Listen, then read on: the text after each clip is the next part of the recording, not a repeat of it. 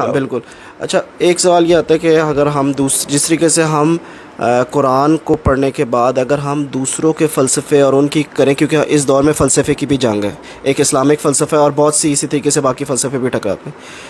میں ایک ایگزامپل جانتا ہوں کہ ایک بہت سنسیئر بندہ اس اپنی قرآن کو سمجھ کے ترجمے کے ساتھ پڑھ کے اور بڑی ڈیٹیل میں پھر اس نے دوسرے فلسفے پڑھنا شروع کیے، اب الٹیمیٹلی وہ ان کے فلسفے کو اڈاپٹ کر گئے. بالکل. تو میرا کہنے کا مطلب یہ ہے کہ پھر اس بہت طرح دفعہ ایسے ہوا ہے. ہاں تو پھر اس طرح تو یہ زبور اور ہم ان کی کتابیں پڑھنے سے جی ہاں، عام بندہ تو نہیں پڑھ سکتا.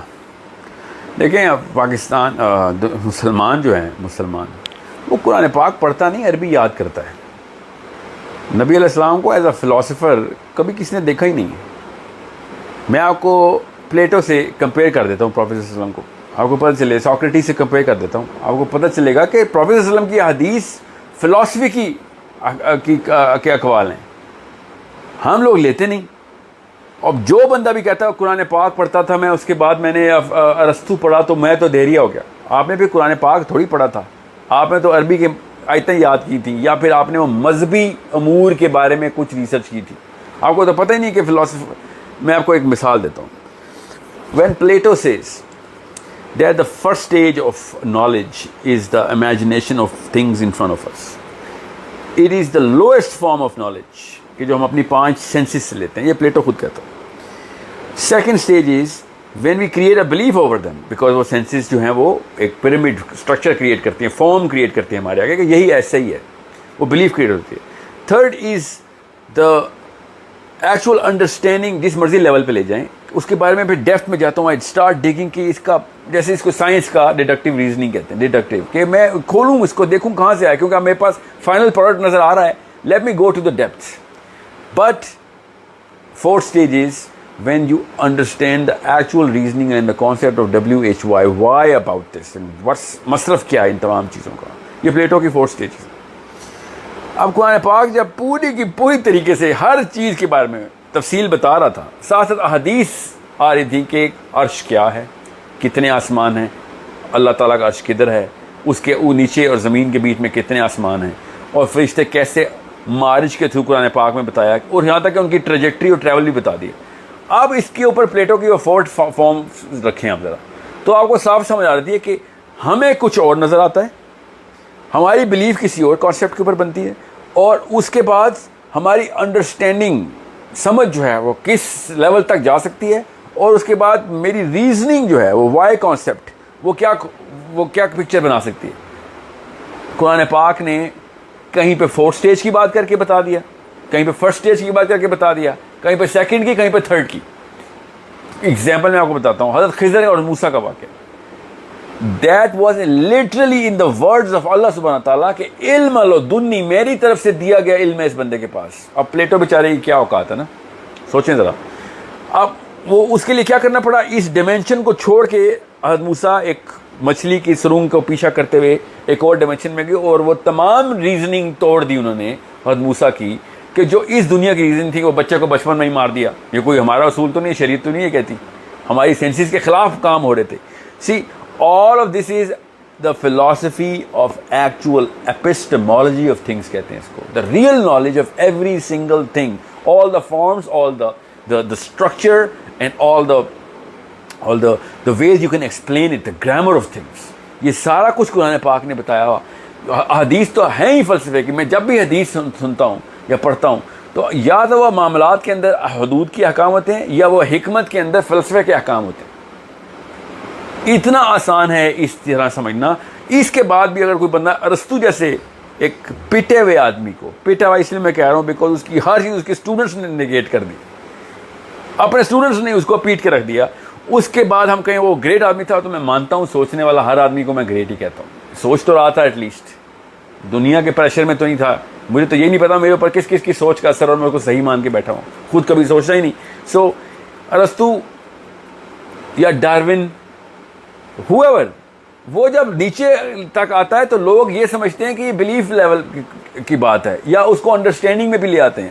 یہ نہیں پتا ہوتا کہ جس بندے نے یہ بات شروع کی تھی اس کی بھی کوئی فورتھ لیول انڈرسٹینڈنگ نہیں تھی. He did not have the actual picture in front of him. اور this is why the prophets whenever they speak they have the picture in front of him. ان کو صدیق نبی اللہ تعالیٰ نے جب سورہ مریم میں کہا تو صاف بتا دیا کہ کچھ ایسے ہیں کہ جن کو میں نے پورا اسپیکٹرم کھول کے دکھا دیا. صدیق نبی ہیں. کیسے؟ معراج کے اوپر کیا کیا چیزیں دکھائیں. اب عبداللہ بن عباس کی حدیثیں ہمیں سمجھ نہیں آتی بیکاز ہم 5 سینسز استعمال کرتے ہیں. آپ کو کیسے بتائیں سدرۃ المنتہا 6 آسمان کے اوپر جڑیں تھیں اور 7ویں آسمان پر سدرۃ المنتہا کے پھل تھے. عام دماغ اس کو کیسے پکچرائز کرے؟ آسمان کا کانسیپٹ نہیں پتا. وہ پھلوں کی تصویریں تک بتا رہے ہیں, شیپ بتا رہے ہیں اللہ کے نبی علیہ السلام کہ وہ کیسے اس کے پر ہاتھی کے کانوں کی طرح کے تھے, پھل کس طرح کے تھے اس کے. پھر دو دریا ہیں, نیل اور فرات, جو کہ سدرۃ المنتہا کی جڑ سے نکلتے ہیں. آتے کہاں؟ ہماری دنیا میں آتے. اب why can't we literally throw Plato on the table and say this is exactly how our belief supersedes the 4 stages of Plato and say, hey, you know what, listen, we know the whys, we can draw the whys now as abstract as we can. Of course سارا تو غیب نہیں دیا اللہ نے, مگر we can draw the whys کہ اللہ تعالیٰ کا عرش کدھر ہے, 7 heavens کس طریقے سے پلاٹ ہوئی ہیں. دنیا کی مثال ایک رنگ کی طرح ہے. رنگ صحرا میں پڑا ہے. صحرا unimaginable لیول پہ سمبلزم اینڈ لٹرلزم کا استعمال کرتے ہوئے اللہ کے نبی علیہ السلام ہمیں دنیا اور کائنات کا تقابلی جائزہ کر کے بتا رہے کہ how do you actually put the lexical grammar کہتے ہیں اس کو, the lexical statements, the lexical meaning of the phrase of the prophet صلی اللہ علیہ وسلم حدیث. تب آپ کو پتہ چلتا ہے کہ رنگ ہی کیوں کہہ دیا پروفیٹ صلی اللہ علیہ وسلم نے کہ دنیا کی مثال کیسی ہے. رنگ کیوں کہا؟ پھر کہا کہ سمندر میں انگلی ڈبو تو جتنا پانی آپ کی انگلی پہ آئے دنیا یہ اور باقی کا سمندر آخرت ہے. پانی اور سمندر کی مثال دینا ہی کیوں ضروری تھا؟ Because attributes of that drop of water are the exact same 100% same specimen ہوتا ہے پورے سمندر کا. ایک قطرے کے اندر پورا سمندر ہی ہوتا ہے. سالٹ کانٹینٹ بائی ریشو وہی ہوتا ہے ایک قطرے کے اندر بھی جو سمندر پورے کا ہوتا ہے. اسپیسیفسٹی تک کسی بھی ایلیمنٹ کی پروپورشنالٹی تمام تر وہی اسی پرپورشن کے ساتھ اللہ تعالیٰ ایک قطرے میں بھی رکھتے ہیں. اتنی خوبصورت بات ہے, انامیجنیبل ہے اگر آپ اس کو فلسافیکل پوائنٹ آف ویو سے نہ دیکھیں. And then why philosophical? Because we need to understand the reason behind. Philosophy کیا ہوتی ہے؟ کیوں کے آنسر نکالنا فلاسفی ہوتی ہے کہ کیوں ہوا یہ سارا کچھ. یہ واحد کتاب ہے جو کہ سب سے بڑے سوال کا آنسر دیتی ہے, جو کہ کائنات کا سب سے, دنیا کا, انسانوں کا سب سے پہلا آنسر تھا. ہمیں بنایا ہی کیوں؟ ہم دنیا میں کیوں آئے؟ ہماری تو مرضی نہیں تھی ادھر آ کے ہمیں یہ سارے کے سارے کام کرنے پڑے. پھر کہتے ہیں اللہ کا شکر ادا کریں. یہ ہزاروں سال سے سوال کرتے آئے ہیں لوگ. ہماری کتاب میں اللہ نے احسان کے طور پہ جواب بھی دے دیا, ورنہ پچھلی کتابوں میں جواب ہی نہیں تھا. اہل یہود آج تک کسی بھی اسکالر کو آپ اگر پڑھتے نہیں ہیں تو یوٹیوب کر کے دیکھیں, یہود اینڈ میں آ کے کیسے بہکا دیے گئے ہیں کہ اینڈ میں آ کے سب کچھ توحید کے اوپر اتنی خوبصورت گرفت ہے نا ان کی, مگر آخر میں جب پوچھو کہ اللہ نے ہمیں کیوں بنایا تو کہتے ہیں اللہ کو ضرورت تھی ہماری, ہم اللہ کی ضرورت پوری کر رہے ہیں دنیا میں. Allah needs us, we don't need God, God needs us, because Allah نے ہمیں بنایا تو اللہ کو ہماری ضرورت ہوئی نا. یہاں پہ آ کے وہ اپنے منہ کے بل گر جاتے ہیں. قرآن واحد کتاب ہو جو کہتی ہے انا عرضنا الامانۃ علی السماوات والارض والجبال فابین ان یحملنها واشفقن منها وحملها الانسان انه كان ظلوما جهولا. کہ یہ جاہل اور ظالم یہ خود تھا جو خود آیا یہاں پہ. ہم نے تو کہا تھا ہر ایک کو کہ کس نے لینی ہے کس نے نہیں لینی. اس نے کہا نہیں میں نے لینی ہے, یہ پوری امانت میرے سر پہ ڈالیں, میں اپنی مرضی سے آنا چاہتا ہوں ادھر. انه كان ظلوما جهولا. یہ اس سے زیادہ کلیئر فلسفہ کیا, کیوں کا آنسر کہاں سے دیں؟ پرپز آف لائف پر چل گیا کہ بوجھا اپنے سر پہ خود ڈالا میں نے. میں آپ کو مثال اس لیے دے رہا ہوں آپ کو پتہ چلے how to look at Islam as a philosophy and how to look at the Prophet ﷺ as the only philosopher, not the greatest philosopher, the only real philosopher that ever walked the planet, so that you could understand the whole literality of things. He was actually speaking in this language of philosophy. He was explaining to us the universe and we were thinking متشابہات کی باتیں ہو رہی ہیں کہ سورج جو ہے وہ روز رات کو اللہ کو سجدہ کرتا ہے اور صبح اجازت مانگتا ہے پھر طلوع ہوتا ہے. رات کو فزیکل اینٹیٹی بتا دی اللہ نے قرآن میں, دن کو فزیکل اینٹیٹی بتا دی, حالانکہ رات تو ایک شیڈو ہے. یہ اعتراضات آ رہے ہیں. یہ نہیں پتا کہ فلسفے کی جب پلیٹو یہ باتیں کرتا ہے تو کہتے ہیں واہ واہ مقرر کیا بات کی ہے پلیٹو نے. سقراط کی کیا ہی بات تھی کہ ان کی بڑے بڑے جو فیٹ ٹرمینالوجیز کو ان کا انٹلیکٹ سمجھ لیتے ہیں, حالانکہ بات ان کی اتنی سطحی ہوتی ہے کہ عام بندہ بھی سوچتا ہے کہ what's the point, what's the use of all of these all of these things that you're saying. مر گیا مگر اے بایوجینیسس اور اے سیکچوئل ریپروڈکشن کے اوپر ہی مرا نا رستو. He couldn't really come wrap his head around the fact کہ کس طریقے سے اللہ تعالیٰ نے نظام جو ہے نا پہلے سیل سے آخری سیل تک کا پہنچایا. We are the people with the book which explains the first cell to the last cell. End of days کی last entity کی بھی انفارمیشن دے دی کہ کہیں یہ نہ ہو کہ ہم یہ سوچیں کہ دنیا پتہ نہیں کہاں سے کہاں پہنچ جائے گی اور میں پیچھے رہ جاؤں گا. دنیا کی آخری حد بھی بتا دی اللہ نے کہ اس وقت کیا ہو رہا ہوگا جب سور پھونکا جائے گا. سو ایک درخت کو جب پتہ ہوتا نا کہ وہ درخت ہے اس کا مصرف کیا ہے, ایک پھل فروٹ کو پتہ ہوتا ہے اس کا مصرف کیا ہے. یہ ہم جیسے بندے ہیں جن کو ہمیں اپنا مصرف نہیں سمجھ آتا, صرف اس لیے کہ ہم عام سے بندوں کو دیوتا بنا لیتے ہیں اور جو اللہ نے خود نبی بنائے ہوئے ہیں ان کو ہم عام سا بندہ سمجھ لیتے ہیں. دس از دا اونلی پرابلم. اور اللہ کی دی ہوئی کتاب کو ہم عام سی کتاب سمجھ لیتے ہیں. اللہ تعالیٰ نے اسی لیے پلیٹو کے جواب میں ہی کہہ دیا کہ first you believe then you will understand. اس نے کیا کہا تھا؟ First I understand then I believe. Literally پہلے مجھے دکھاؤ پھر میں مانوں گا تو میں سمجھنے کی کوشش کروں گا. اللہ نے کہا پہلے مانے گا تجھے سب سمجھ آ جائے گی. تیرے دروازے میرے میں نے دل سے کھولے ہوئے ہیں, تو سمجھ رہا کہ دماغ سے کھول رہا ہوں میں دروازے. Believe that this is the only hawk in the universe. I hope I don't have to go in more detail about this. However, thank you. Coffee detail میں بات سمجھ آ گئی اور آپ نے وہ فلسفہ بھی ہمیں کلیئر کر دیا کہ ہمیں کیوں ضروری ہے باقی کتابوں کو پڑھنا, لیکن اس سے پہلے ضروری ہے کہ ہمارا اپنا اسلامک فلسفہ بالکل کلیئر ہو تاکہ ہم دوسرے کو سمجھ سکیں اور اسے کاؤنٹر کر سکیں. Thank you very much. اچھا, ہمارے دماغ میں ایک سوال آتا ہے کہ بائبل اور اولڈ ٹیسٹمنٹ, زبور اور یہ جو آسمانی کتابیں ہیں جو پہلے نازل ہوئی پہلے پیغمبروں پہ, ان کو بالکل ہی پوری کی پوری فیبریکیٹڈ یعنی فیبریکیٹڈ ہے, اب اصل حالت میں نہیں ہے. اس کو ہم لوگوں کو دیکھنا بھی نہیں چاہیے, لیکن ہم دیکھتے ہیں کہ وہ جو ہے ہماری کتابوں کو اسٹڈی بھی کر رہے ہیں اور اگر کوئی کویشچن کرے تو ہمیں بالکل لا علم ہوتے ہیں ہم لوگ, کیونکہ ہم ان کی کتابوں کو پڑھتے ہی نہیں. کیا ہمیں بالکل ڈسکریڈٹ کر دینا چاہیے اس کو, یا اس میں بھی کوئی نالج ایسا ہے جس سے ہم استفادہ حاصل کر سکتے ہیں؟ جی ہاں بالکل. یہ تو بہت ہی بڑا نقصان ہو جائے گا ہمیں کہ اگر ہم نے, لیکن اللہ تعالیٰ نے خود ہمیں جب کہہ دیا ہے کہ باقی کی کتب پہ ایمان رکھنا ہے آپ نے, تو کیا ایمان رکھنا ہے کہ ایسی کوئی کتاب کبھی آئی تھی اس کا ختم ہو گئی ہوا میں اڑ گئی؟ ایسے تو نہیں ہے. انحراف ضرور ہے, ایسی چیزیں جو کہ سینس لیس ہیں اس میں, اولڈ ٹیسٹمنٹ میں بھی اور نیو ٹیسٹمنٹ میں بھی sense less on a lot of grounds, not just the historical but theological, but even at common sense as well. And that's why bigger confusion in the European and Anglican eras کے اندر اتنی confusion اس لیے آئی ہوئی ہے because انہوں نے ان کتابوں کے اوپر اندھا ایمان رکھا. مسلمان کو کیا چاہیے؟ مسلمان کو چاہیے کہ جو جیسی بھی حالت میں اس وقت وہ کتابیں ہیں پڑھیں تو صحیح, کہاں سے ان کی سورس آ رہی ہے. You have to understand that.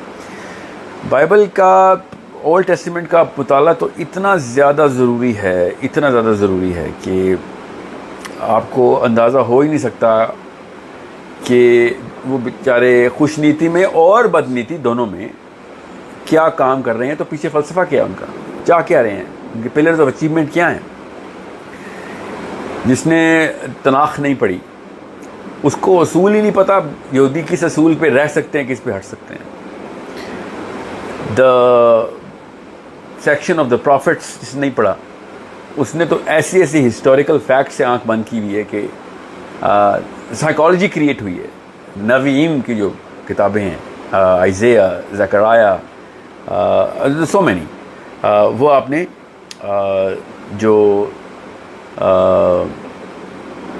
تناخ جو ہے نا یہ 3 سلیبل سے بنا ہوا ہے. تناخ از تورا, نا از نویم the book of the prophets, and Kha is Chitoim, the writings and the prophecies. So جو 5 books of Moses ہیں وہ تناخ میں ہیں, جو تورا ہے وہ 5 books of Moses ہے, اور اس کے بعد وہ اسٹوری آف دا پروفٹس ہیں اور وہ ہسٹوریکل ہیں. It's an amazing read if you go through them. Extra terrestrial life form کی جو فرسٹ ڈسکوری میری لائف میں تھی وہ بک آف آئزیہ میں تھی. انہوں نے تو ڈسکرپشن تک بتا دی ہوئی تھی, وہ کسی اور ویڈیو میں ہم نے کور کی ہے, تفصیل سے میں نے کور کرنے کا ارادہ کیا تھا کہ ایکسٹرا ٹیریسٹریل کہاں سے ہم ثبوت کے ساتھ بتا سکتے ہیں. اب کیا چیزوں میں سے کانٹریڈکٹ کرتی ہیں قرآن پاک کو اور ہمارے پورے متن کو, ہی قرآن کے متن کو بھی, حدیث کے متن کو بھی, and all of the philosophy that we have, وہ ایک قرآن پاک پڑھے بغیر آپ کو سمجھ نہیں آئے گی. سو فرسٹ قرآن کے تھرو ہی آپ کو پڑھنی ہے. اس کو قرآن پاک کی سینس نہیں کلیئر ہوئی, وہ پھر یا تو پڑھ نہیں سکے گا, پڑھے گا تو اس کو پھر قرآن سمجھ نہیں آئے گا کہ ان دونوں میں سے کس کا فیصلہ کروں. سو یہ دو چیزیں تو آپ کو پتہ ہونی چاہیے. Secondly the psychology of the Judeo Christian اس وقت ڈیموگرافک ہے کیا, وہ ان دونوں کتابوں کو پڑھنے کے بعد ہی پتہ چلے گا. آئرونکلی آپ اولڈ ٹیسٹمنٹ پڑھیں گے, اس کے بعد نیو ٹیسٹمنٹ پڑھیں گے, تو آپ کو صاف سمجھ آئے گی کہ یہ تو دونوں ایک دوسرے کی متضاد کتابیں انہوں نے اکٹھی کیسے کر دی. بہرحال the Jews what they say is anything that the New Testament has correct is already in the Old Testament, and anything that the New Testament has which is not in the Old Testament is fabricated and it is false. So there is nothing new in the New Testament, and whatever is new is not inside the Old Testament. It was put later on by Paul and Matthew and Luke, of course. Matthew and Paul being the two biggest of the problem makers in the books of the current scholar of Judaism. So you have to understand کہ یہ کتابیں پڑھنی کیوں ضروری ہیں. اللہ تعالیٰ نے جب کہا غیر المغضوب علیہم ولا الضالین, تو کیوں کہا مغضوب علیہم, کیوں غضب آ رہے تھے ان کے اوپر, اتنی ٹرموئل بھری ہسٹری کیوں ہے ان کی, اور ولا الضالین کیا ٹائٹل کیوں ملا کرسچنس کو.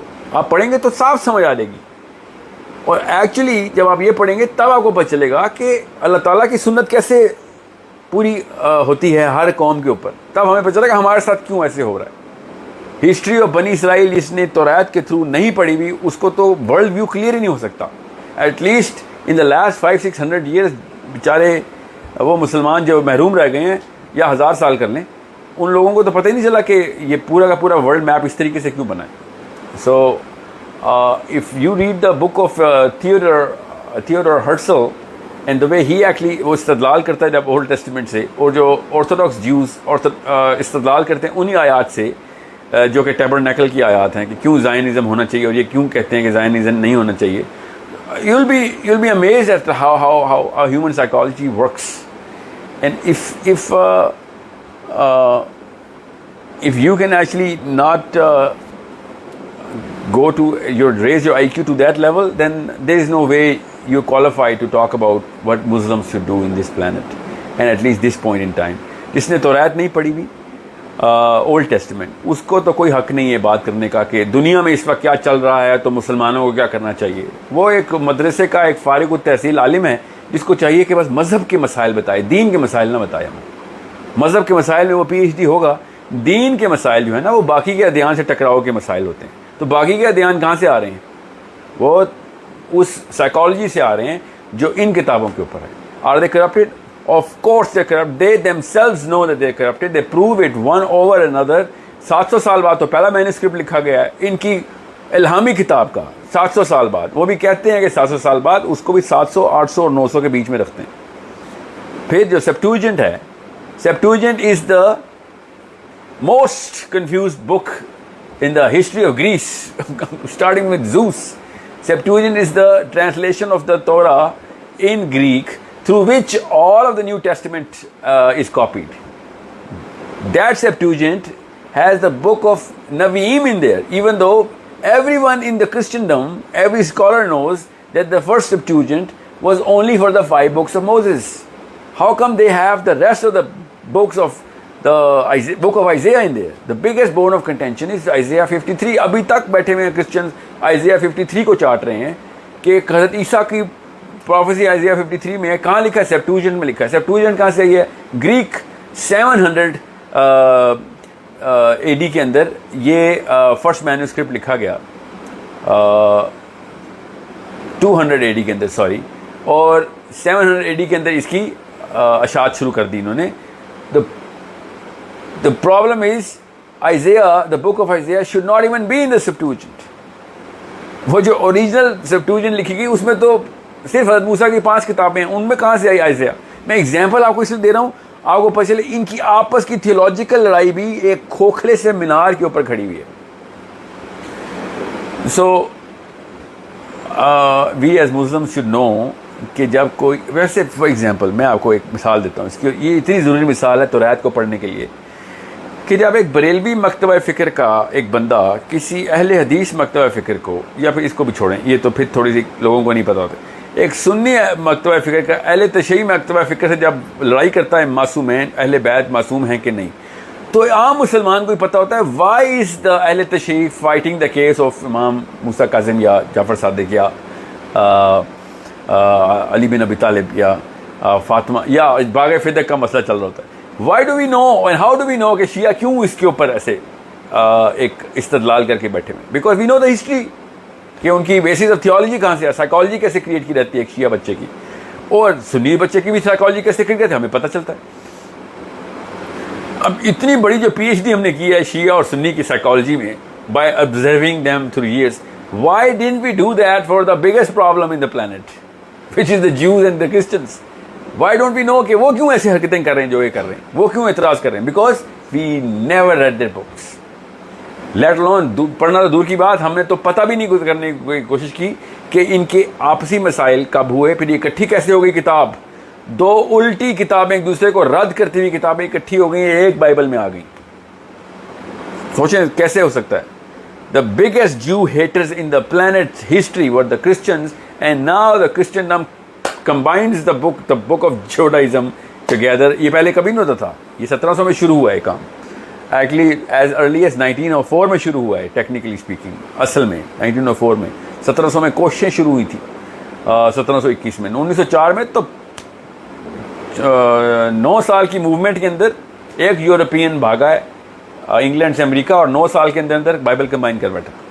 اچھا big event, and we think پوری کی پوری ایک میجر ورلڈ فورس جو ہے وہ اس نے اپنا دین بدل لیا اور اپنا فلسفہ اور سائیکالوجی بدل لی, اور ہمیں پتہ ہی نہیں چلا پیچھے کیا ہوا ہے.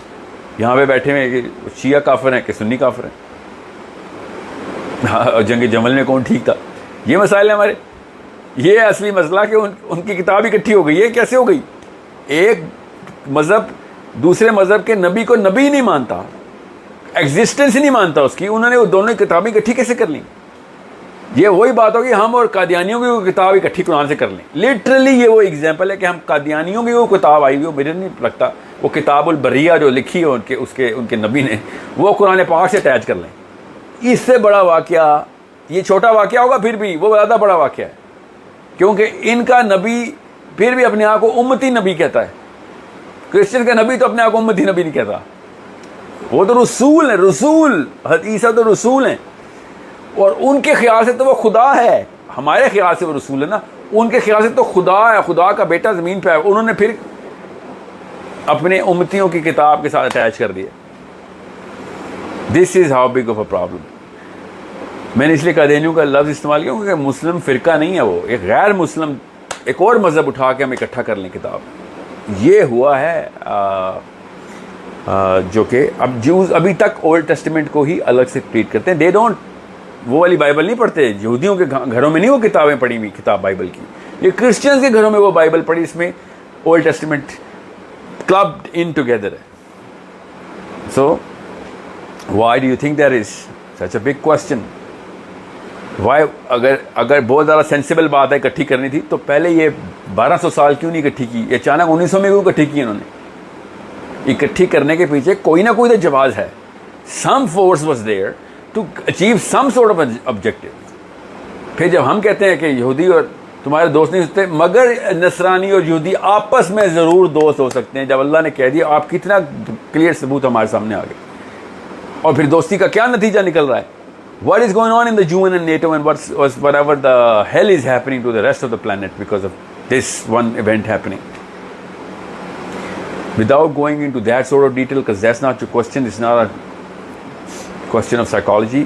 However, this is the reason why we should understand and read their books. اچھا آپ یہ بات تو مجھے آپ کی بات سے سمجھ آ گئی کہ ہمیں کیوں ضرورت ہے کہ ہم قرآن کو پہلے سمجھیں اور پھر ان کے فلسفے کو بھی سمجھیں، کیونکہ قرآن نے بھی ہمیں بہت زیادہ یہودیوں اور نصرانیوں کا ذکر قرآن میں ہے، تو ان کو سمجھنے کے لیے ہمیں ان کی کتابوں کو بھی دیکھ سکتے ہیں۔ ایک چیز اور تھوڑی سی ایکسپلین کر دیں، پھر میں اپنے دوسرے سوال پہ جاؤں گا کہ رسول اللہ صلی اللہ علیہ وسلم نے ایک ٹائم پہ حضرت عمر فاروق کو منع کیا تھا بائبل کو پڑھنے سے، تو اس کو آپ پھر کس طریقے سے آپ اپنے وہ ارلی ڈیز کی بات ہے، یہ حدیث خود پروفیٹ صلی اللہ علیہ وسلم نے، پھر اجازت کی بھی حدیث ہمارے پاس ہی ہے کہ ہاں آپ پڑھو ان کی کتابیں. ٹھیک ہے، یہ بات یہ بہت یہ ارلی ڈیز ہے، اس وقت قرآن ہی نہیں پورا نازل ہوا تھا، تو کسی اور کتاب کو کیا پڑھنا تھا.